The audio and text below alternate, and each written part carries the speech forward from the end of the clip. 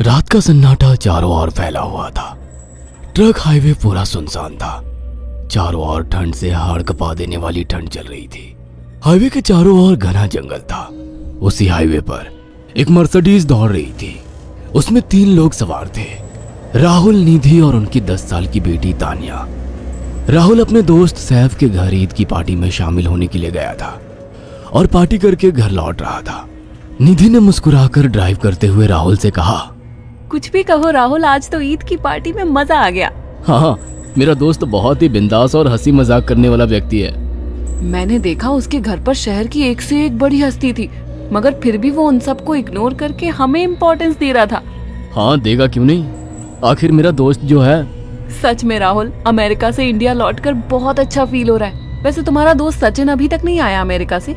निधि की बात सुनकर राहुल चौंक कर बोला, ओह शिट यार, उसका फोन आया था कि वो इंडिया आ रहा है। उसने बोला था कि मुझे एयरपोर्ट पर पिक कर ले।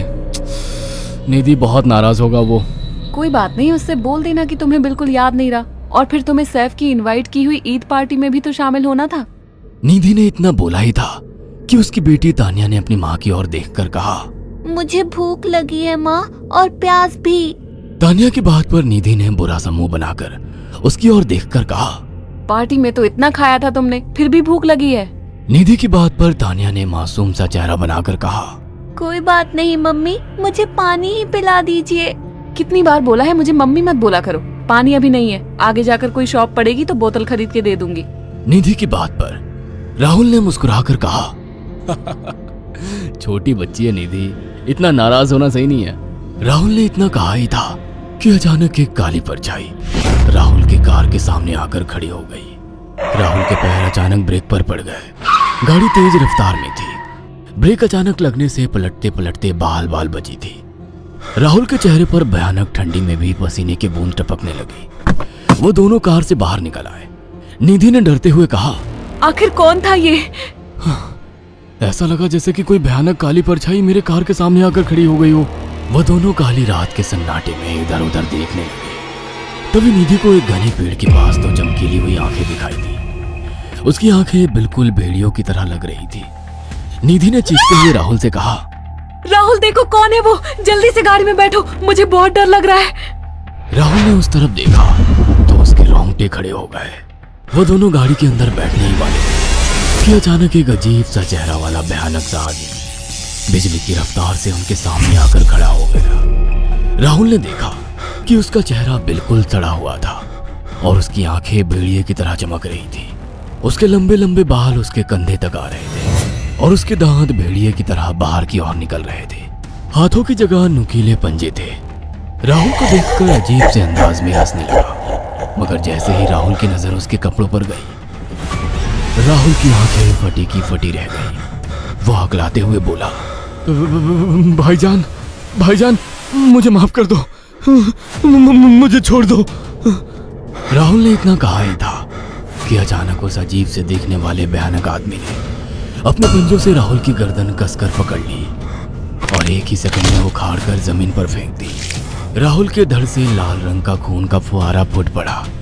इस भयानक मंजर को देखकर निधि के गले से एक जोरदार चीख निकल गई। निधि इससे पहले भागती कि अचानक उस भयानक दिखने वाले आदमी ने निधि को पकड़ लिया और अपने नुकीले पंजे उसके पेट में गड़ा दिए और उसकी अतड़ियां बाहर निकाल दी। निधि की एक दिल दहला देने वाली चीख सन्नाटे को चीर गई। अचानक हवा का एक बवंडर उठा और वो भयानक सा दिखने वाला व्यक्ति देखते ही देखते बवंडर के साथ गायब हो गया। तानिया ने डरते डरते निधि के मोबाइल से पुलिस और सैफ को बुला लिया और कुछ ही देर में वहां चारों ओर पुलिस की गाड़ियां थी। पुलिस ने राहुल के दोनों दोस्त सैफ और सचिन को वहीं बुला लिया। इंस्पेक्टर अर्जुन ने दोनों से कहा, मैंने ऐसी हत्याएं अपने करियर में कभी पहले नहीं देखी। ये काम तो ना किसी जानवर का लगता है, ना ही किसी इंसान का। सचिन कपकपाती हुई आवाज में बोला, आप कहना क्या चाहते हैं? कुछ कह नहीं सकता। जिस किसी ने भी इन दोनों को मारा है उससे एक बात तो साबित होती है कि वो इन दोनों से हद से ज्यादा नफरत करता था। अब सारी सच्चाई तो यह बच्ची ही बता सकती है। इतना बोलकर इंस्पेक्टर अर्जुन तानिया के पास चला गया, जो बेहद डरी हुई थी। तानिया ने आंखों देखी सारी घटना इंस्पेक्टर अर्जुन को बता दी। तानिया की बात सुनकर इंस्पेक्टर अर्जुन कंफ्यूज चेहरा लेकर मोबाइल पर किसी से बात करने लगे। सचिन इंस्पेक्टर के पास आ गया और सैफ भी डरता हुआ इंस्पेक्टर अर्जुन के पास आकर बोला, क्या हुआ इंस्पेक्टर? तानिया ने क्या बताया? उसने जो बताया वो काबिले यकीन नहीं है। उसकी बात पर किसी भी तरह से यकीन नहीं किया जा सकता। फिर भी कुछ तो बताया इंस्पेक्टर। हाँ, उस बच्ची के मुताबिक एक भूत ने निधि और राहुल को बड़ी बेदर्दी से मारा है। इंस्पेक्टर की बात सुनकर दोनों बुरी तरह से चौंक गए। क्या मतलब है इस बात का? बच्ची बेहद डरी हुई है। हम आगे की तफ्तीश जारी रखेंगे। निधि और राहुल तो चले गए, अब तानिया को मैं रख लूंगा। नहीं, राहुल मेरा अच्छा दोस्त था। तानिया अब मेरे साथ रहेगी। देखिए, बच्ची के माँ बाप अब इस दुनिया में नहीं है और आप दोनों भी शादीशुदा है। मुझे नहीं लगता कि आप दोनों बच्ची की सही से देखभाल कर सकते हैं। मेरी कोई औलाद नहीं है। मैंने अपनी पत्नी को फोन कर दिया है, वो भी IPS ऑफिसर है। ये बच्ची आज से मेरे साथ रहेगी। उसका मासूम चेहरा मेरे दिल में उतर गया है। अब तुम दोनों जा सकते हो। पूछताछ के लिए मैं जब भी तुम्हें बुलाऊं तुम दोनों आ जाना। इंस्पेक्टर ने ये बात बोली ही थी कि अचानक वहां पर मौसम बदल गया। चारों ओर काली घटाएं छा गई और एक भयानक बवंडर उठा और देखते ही देखते सब पुलिस वालों के सामने वो भयानक चेहरे वाला आकार सबके सामने खड़ा हो गया। उसको देखकर सबके रोंगटे खड़े हो गए। देखते ही देखते उसने अपने भयानक पंजे सैफ की आंखों में डालकर उसकी आंखें निकाल ली। सैफ ने चीखते हुए वहीं दम तोड़ दिया। उस भयानक आदमी को देखकर सचिन उसके पैरों पर गिर गया। तुम तो भाईजान से कपड़े पहने हो। मैं समझ गया, तुम भाईजान हो। मुझे माफ कर दो भाईजान, मुझे यहाँ से जाने दो। मैंने कुछ नहीं किया था। वो भयानक चेहरे वाला गुर्राते हुए बोला, बता इन सबको कि ये सब इतनी भयानक मौत क्यों मरे। सचिन दौड़ता हुआ इंस्पेक्टर अर्जुन के पास गया और बोला, मैं जानता हूँ इसने इन तीनों को क्यों मारा। इसका नाम भाईजान था। जब ये जिंदा था ये किसी का भाई किसी की जान था। बहुत साल पहले ये हम सबका बहुत अच्छा गहरा दोस्त और बिजनेस पार्टनर था। ये सबकी बहुत मदद किया करता था। इसकी प्यारी सी बेटी थी तानिया, जो इस वक्त कार के अंदर बैठी हुई है। ये इसी की बेटी है।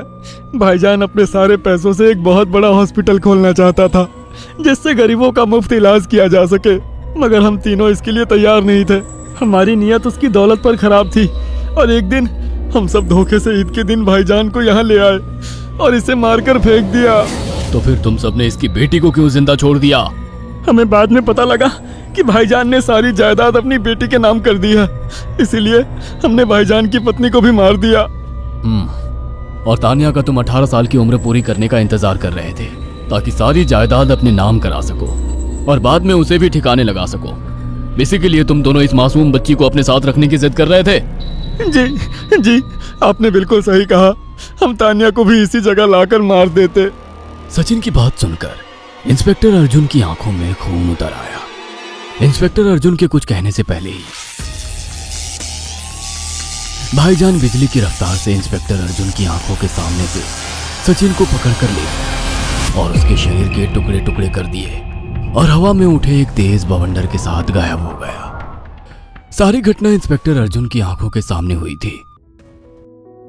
तानिया को इंस्पेक्टर अर्जुन और उसकी पत्नी ने अपनी बेटी की तरह पाला। अगर आपको हमारी ये कहानी पसंद आई हो तो इसे लाइक और शेयर करना ना भूलें। साथ ही ऐसी और नई कहानियों के अपडेट्स पाने के लिए हमारे चैनल अक्षु टीवी को जरूर सब्सक्राइब करें।